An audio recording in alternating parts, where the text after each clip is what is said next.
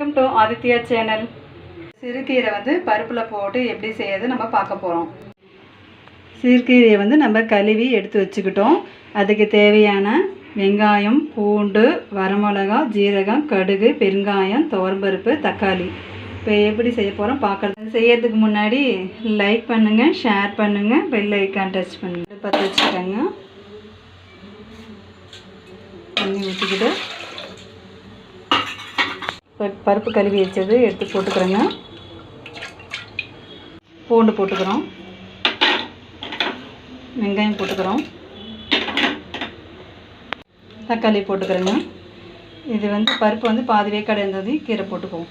பருப்பு பாதி வேக்காடு வெந்துருச்சுங்க. இப்போ கீரையை போட்டுக்குவோம். தேவையான அளவு உப்பு போட்டுக்கலாம். பார்த்திங்கன்னா கீரையில் தாங்க அதிக சத்து இருக்குது. வாரத்தில் 2 தடவை இல்லைன்னா 1 தடவை கீரை வச்சு சாப்பிட்லாம். கீரையில் என்னென்ன சத்து இருக்குது பார்த்திங்கன்னா சுண்ணாம்பு சத்து, இரும்பு சத்து, நீர் சத்து, அப்புறம் வைட்டமின் ABC அப்புறம் இருக்குது. கண் எரிச்சல், கண் தெளிவாக தெரியும். கல்லீரலுக்கு இது வலிமை பெறும். சிறுநீரகங்களுக்கு அழகியும் முகத்தையும் ஒளிவையும் தரும். இரத்த சோகையை நீக்கும், மலச்சிக்கலை தீர்க்கும். இந்த கீரையில் அவ்வளோ சத்து இருக்குதுங்க. வாரத்தில் 1 தடவையாவது கீரையை பயன்படுத்தி பாருங்கள். கீரை வெந்துட்டுருக்குதுங்க.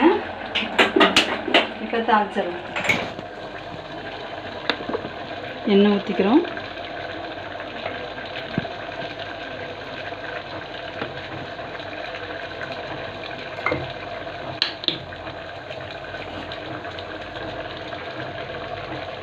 எண்ணெய் காயிட்டணும். ஜீரகம் 1 ஸ்பூனு, கடுகு 1 ஸ்பூனு, பெருங்காயம்,